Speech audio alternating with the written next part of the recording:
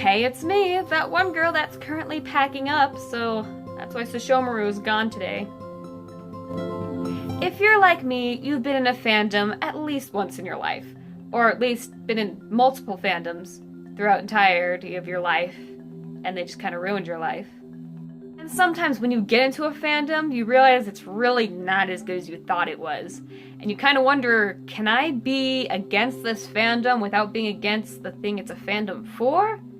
Well, I'm here to tell you, yes. Yes, you can. But Abby, you're asking, how can I not like a fandom, but yet like the fandom's thing? Well, let me tell you something here. The fandom does not own their show, or their video game, or their comic, or whatever.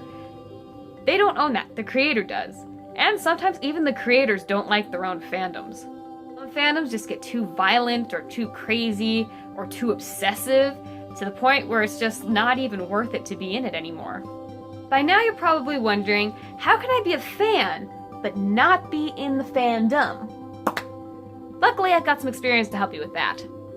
For example, I like the game Five Nights at Freddy's. Hold your booing. Hold on. I liked the story, I liked the mechanics. When it first came out, it was awesome. And then fandoms got involved, and the furries got involved, and then they made FNAF World, and it just kind of slowly spiraled out of control. How did I stay out of the fandom? Well, I just kind of didn't bother going on Tumblr, honestly. I stayed out of the Tumblr tags, I didn't read any fan fiction, I stayed out of the arguments, I never defended it. I just kind of stood on the sidelines and enjoyed it the way it was, without the fandoms constantly ruining it with their animatronic smut. So if someone ever really asks me, hey, do you like the game Five Nights at Freddy's? I can say, I like the game. Yes. Do I like the fandom?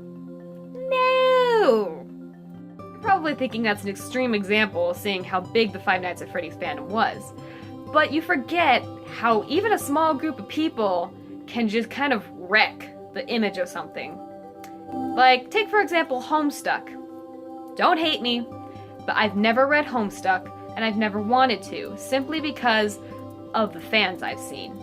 Not on the internet, not Tumblr, it's the cosplayers. They look fine, they look great, the ones I've met individually were fine. But once you get the Homestuck cosplayers in a group, things just got crazy. They started screaming and yelling, and things were happening that really shouldn't have happened at a convention where children were, and it just made me want to just be like, nope.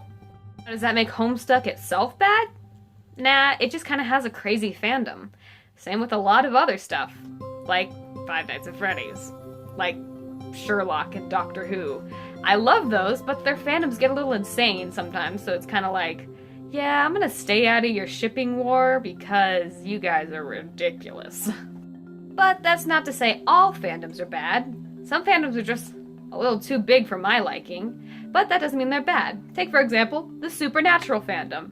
No, I'm not in it just because I'm wearing plaid. I have a friend that is really into it right now. You know who you are. Back to the subject, Supernatural fandom. Really huge, some half of it gets a little crazy, half of it's just sad, and the rest is just, let's admit it, the entire fandom is just sad. They're all just crying all the time.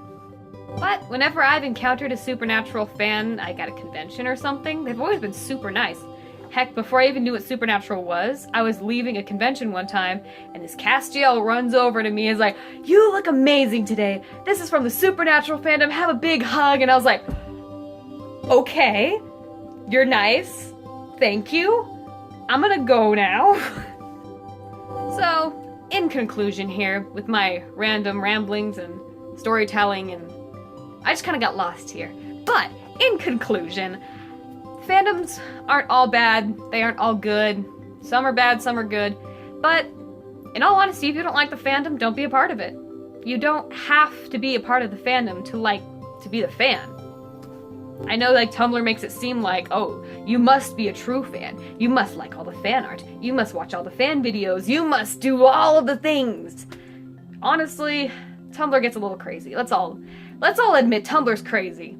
And they want you to just dedicate your life to some things. And, like, some things, okay, yeah, you can get obsessed with it. You can go crazy. And then some things you're just like, I just like the thing. I'm not nuts over it. Sorry. And you know what? That's perfectly fine. If you want to be a normal fan, or just a standby fan, or a casual fan, that's fine.